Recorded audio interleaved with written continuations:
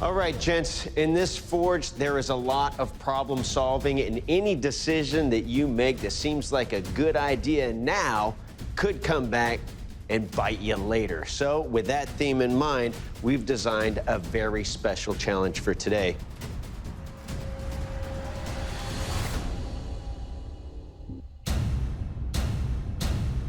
Gentlemen, what we have here is a now and later tiered challenge. This is how this is gonna work. If you choose Tier 1, you will have to forge a mono steel blade. On our second level of difficulty, you will have to make a Sanmai blade. And if you choose the third tier, you must combine all of these materials into at least 2 canisters to make a canister Damascus billet to forge your blade from. Good luck, bladesmiths. Your 3 hours starts now. Welding.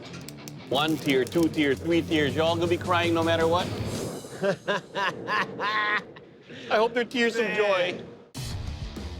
I choose the canister because I choose to work hard in the first round to have more advantage in the second round. I made 2 cubes filled with fish hooks and ball bearings and 10 95-pounder. Now, Ricardo's got 2 cans. It's gonna take a while for his steel to heat up. For preparing for my forge weld, the first thing I'm gonna do is take my hardenable steel. I'm gonna grind 2 sides of it clean, and those will be my welding surfaces. I decided to go with Sanmai. I feel like I can get that done in the amount of time given. Well, Nick's over on the 8-inch contact wheel. He's cleaning everything up. Cleanliness is key to a good forge weld. I get my cans up to welding temperature. The hydraulic press will squeeze everything together, and at high temperature, they will weld together. So I make 2 billets, and I'm gonna now make 1 billet from the 2 billets, and then forge the knife. And then I'm gonna put them together to forge weld. I hope it will work. I like to set the forge welds by hand with hammer. You can feel through the hammer and the anvil when the pieces become one. Travis has his billet over at the press now, so he set those initial welds, and then he went to the press. That's not bad technique. When I start drawing out my billet, the forge welds are taken really nice. I'm deciding to stretch out my blade long because I knew it was a large knife, and I need to do it as quick as I can. I need to make sure my edge is hard. The rest of the blade, I'm not so worried about that. Whenever you heat treat it and the steel is hard, you can see a gray color. It's right, it's good. All right, little fireball! So he survived the clinch and has a very, very slight warp, and it was hard. I definitely have the makings of a good knife here. Why did Nick not quench his whole blade just now? The only thing I could think is that Nick is hoping to have some softer steel towards the back end to act as a shock absorber. Okay. But normally you would quench the whole blade and then glue back the spine. 3, 2, 1. Bladesmiths, shut down your machines, drop your tools. This first round of competition is over. Bladesmiths, welcome to the strength test. One of my personal favorites, the ice block chop. I'm going to take your blades and bash them repeatedly into this ice. What your blades do to the ice isn't a big deal to me. I want to see what the ice is going to do to your blades. You're up first, Ricardo. Are you ready? Yes.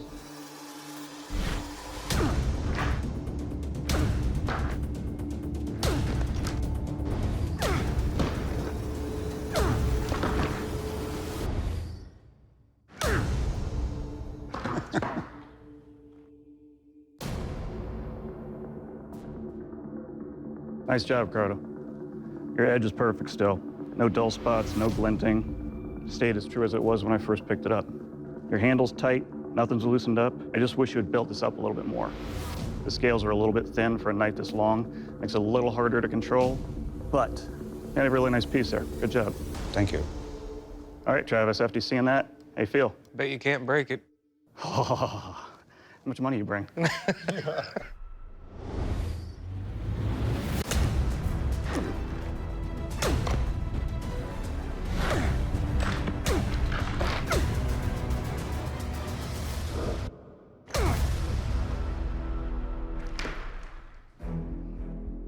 All right, Travis, I didn't break it, but it's got a bend and a twist to it now that wasn't there before.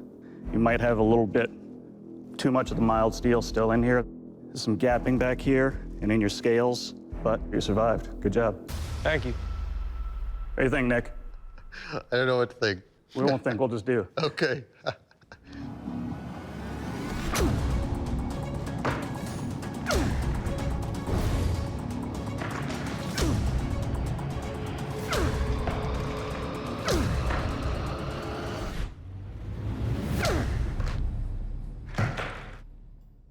Nick, you survived.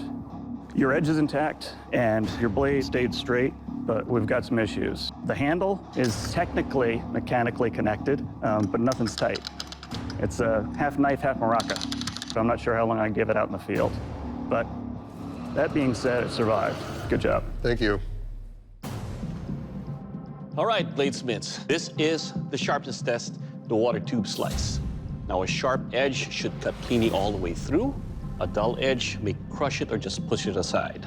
Ricardo, you're up first. You ready for this? Let's try it.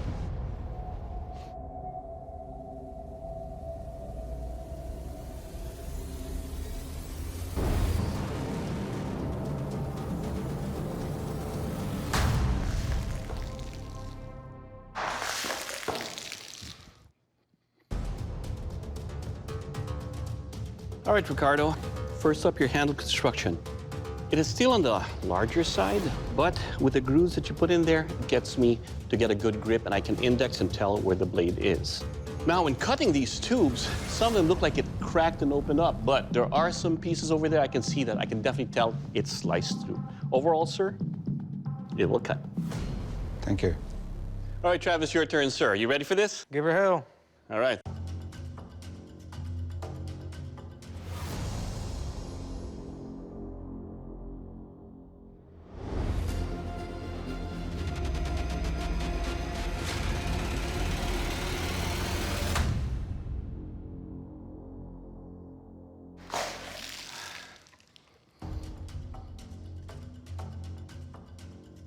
All right, Travis, there's still a lot of weight to your blade here. But when I cut through this water tube, at first I was thinking, did I crush through it because of the weight? But actually, when I picked up pieces, there are edges that have been sliced through.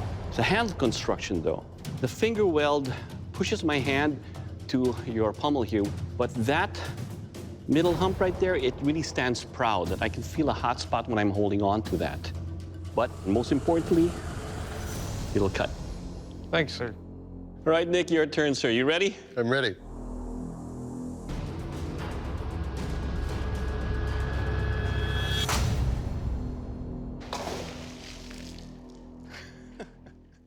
All right, Nick, let's talk about your blade here.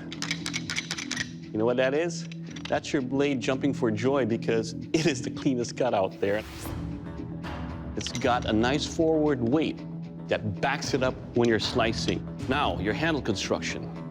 It's comfortable enough to grab onto, but as you can tell, there's a lot of movement going on. Overall, sir, your blade, it will cut. Thank you. Bladesmiths, the judge's deliberation is complete. They've made their final decision. The bladesmith leaving the forge is Travis. Your blade didn't make the cut. Jay Nielsen's going to explain why. Travis, even though your knife doesn't make music like Nick's, yours is the only one that took damage during the strength test. With that bend and the twist, puts your heat treat into question. That's why we're sending you home. I understand. Travis, please surrender your blade. I'm going home with a much greater appreciation for people that have completed and succeeded in this challenge. It's a whole lot easier to sit on your couch and scream to TV than it is to do it.